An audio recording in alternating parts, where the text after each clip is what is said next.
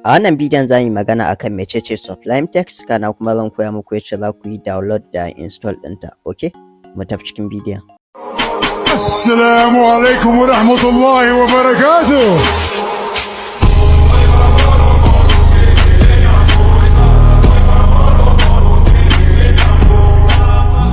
Mecece Sublime-Text? Sublime-Text wata software ce wadda ake amfani da ita wajen rubuta code da editing ɗin kowane irin code. Za ka editing ɗin Python code, HTML, CSS, JavaScript da dai sauransu, kun fahimta.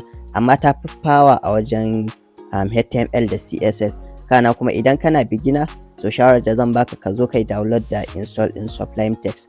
Za ka iya amfani da IDE kamar irin VS Code haka. Mun koya muku yacce za ku yi download da install ɗin VS Code.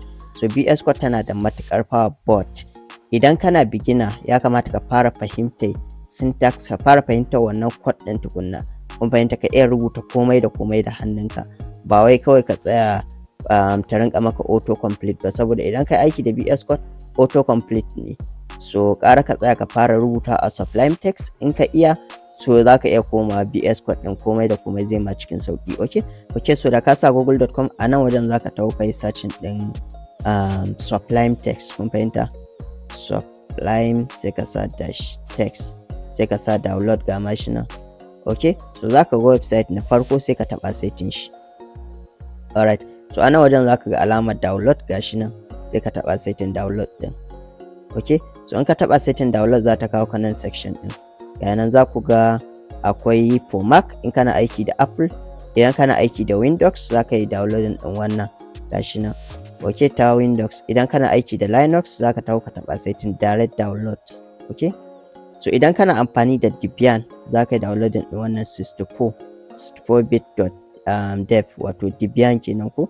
Sai ka yi click akan ta, sai ka yi download, ka yi install nata. So ni ina aiki da Linux ne, so kawai zan yi downloading ɗinta ne. In kana aiki da Windows kawai install ɗinta za ka yi, da ka yi download double click kawai za ka yi ka wuce.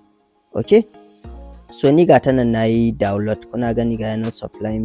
Okay, so a nan wajen za ka yi right click, sai ka sa open in terminal, ko kuma ka buɗe terminal naka. Okay, idan ka buɗe terminal naka, bari mu zoom in. Alright, so a nan wajen za ka ce cd, sai ka ce download gashi nan, sai ka danna enter, sai ka sa ls. Za ka ga file ɗin da kai downloading a nan. So ana abin da za ka fara bashi permission. Kun fahimta? So bari in ɗan yi zooming back. Okay, za ka ce chmod, amma sai ka ce sudo chmod, sai ka sa +x. Okay, sai ka yi paste ɗin wannan wanda ka yi copy. Yanan za ka yi copy, sai ka yi right click, sai ka taɓa setting paste. Okay, sai ka danna enter. To anan za ta ce ka sa password. Ga password ɗin na sa, so yanzu na bata permission. So ta yaya za ka install? Za ka ce sudo dpkg, okay, -i, wato install kenan. Sai ka yi copy ɗinta ga yana. Okay, control shift da c ake copy a terminal. In za ka yi paste, control shift da d, sai ka yi paste ɗinta, sai ka danna enter. So da ka danna enter, direct za ta yi download, direct za ta yi install. So in ka gama install ɗinta, kawai za ka taho ka buɗe ta ne. A nan wajen da kai searching za ka ganta. Alright, so bari in taho in buɗe ta ku ga nan Sublime-Text. So kun ganta nan na buɗe. So haka ake download da install ɗin Sublime-Text. Kun fahimta? Okay, so Allah taimaka.